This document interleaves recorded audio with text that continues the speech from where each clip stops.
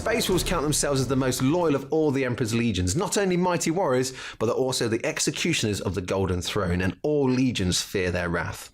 Hello and welcome to this painting video. In this video, we're going to show how to paint a legionary in the colours of the Space Wolves. However, by following the methods and techniques in this guide, you can easily apply it to any model in your collection. So when you're ready, grab those brushes, shake those paints, let's get started.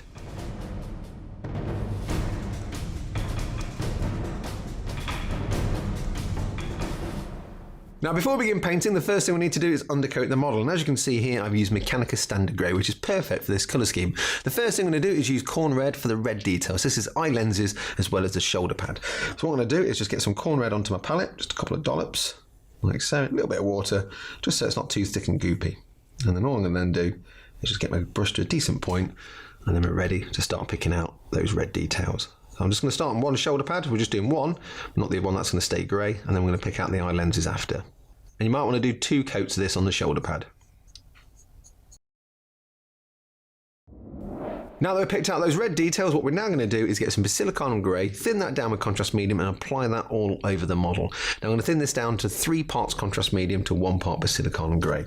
So what I'm going to do is just get 3 parts, my contrast medium onto my palette, like so, number 3, and then just give it a quick wash, quick dry, and then get 1 brush full of Basilicanum Grey. Mix that together so it's not too neat, and then all I'm going to do is just load up my brush, and then we're just going to apply that all over. Now do be mindful when you're doing this because it will run around all over the place, so if you do see it pooling in places, just dry off your brush and just soak up any excess.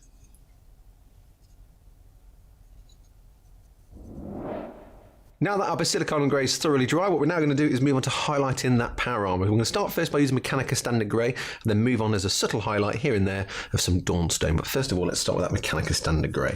So what I'm going to do is just load up my brush a little bit, and then I'm going to do some circular motions on some tissue paper, crisscross motions. What we're aiming to do here is try and remove as much of that pigment as possible. So I'm just going to move to the side there, and I'm happy with how much is on there now.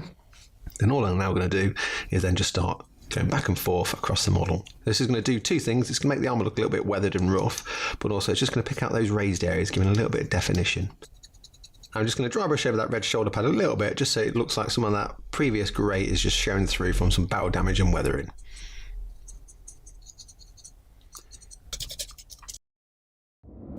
With that first dry brush on the armour now done, we're just going to get some Dawnstone and just do a soft, almost light dry brush over that power armour.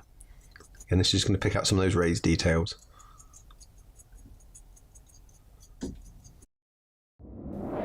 There we are, with that dry brushing now done. What we're now going to do is move on to weathering or chipping up that power armour. Now for this we're going to be using Rhinox hide. We're going to show you 2 methods, one with a sponge and also one with a brush. You can pick either or use both, it's entirely up to you.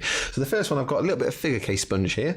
So all I'm going to do is just roll it up a little bit, get some of that paint onto my actual sponge. And a bit like dry brushing, all I'm going to do is just dab it onto the actual palette, and I'm trying to remove as much of that pigment as possible. Just keep moving it around because we don't want to have like big brown splodges. And once I'm happy with that, and I've got a fair amount on, and then just going to start applying that to the edges of the armour like so, and you'll see like little bits of brown just appearing. Just going to move all the way around the armour doing that. Now if you don't have any figure case sponge, you can always use household sponge if you want to.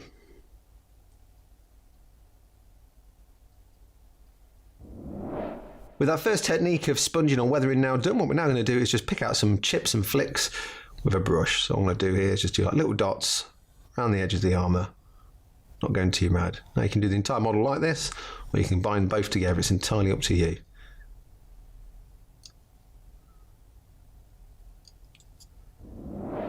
With the weathering and chipping now done, we're just going to finish the model off by picking out those extra details. I'm going to start first by picking out those silver metallics by using iron hand steel. Then any black details we're going to pick out using black template, as well as just drop that into the recesses of the silver areas as well. And then finish off by picking out those eye lenses with a little bit of Wild Rider red. But first of all, let's start with those silver areas. So I'm just going to load up some iron hand steel onto the palette, a little bit of water, get my brush to a decent point, and then we're ready to get cracking. So there's a few areas to pick out. You've obviously got like elements on his gun, there's some little bits on his backpack, and of course you've got those straps just around his chest as well.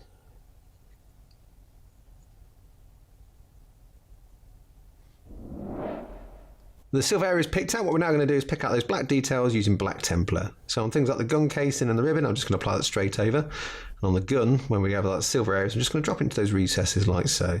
Now it might seem quite stark to start off with, but if you just wipe with your finger, it just settles in those recesses. work your way around until everything's covered that you need to be covered.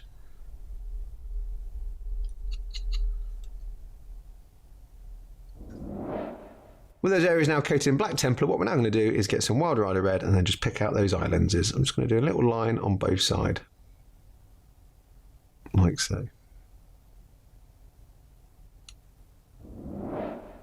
With those eye lenses picked out, our Space Wolf is almost finished. All that's left to do now is do the base. So we're going to start first by applying some astrogranite debris to the base. Once that's dry, we're going to coat over with silicon and grey.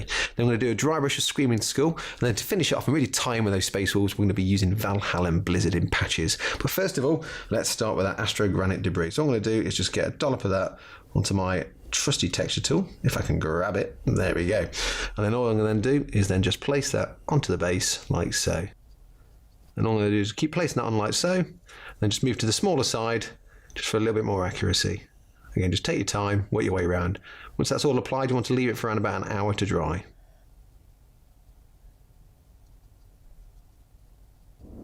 With that texture now applied and dry, what we're now going to do is get some silicon and grey and just coat that over. Just add a bit of depth, especially in those deeper areas.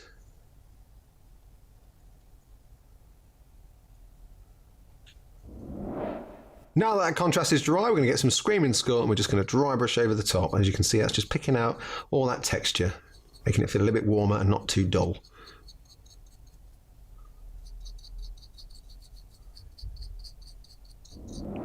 Now that that dry brush is done, what we're now going to do is get Valhalla Blizzard and then start applying that in relatively large patches across the base. When all that texture underneath, it's just giving the snow something to settle on and gives it that sense of realism.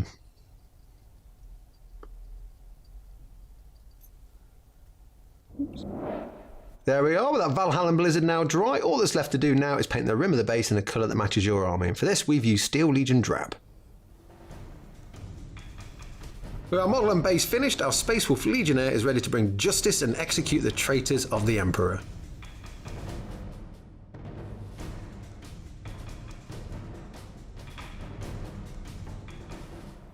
Now, there's a couple of things to remember when painting this model. Firstly, when using base paints, try and be as neat as you can. Remember, the neater you are, the better the end result. And if you do make any mistakes, you can always tidy back up at a later point.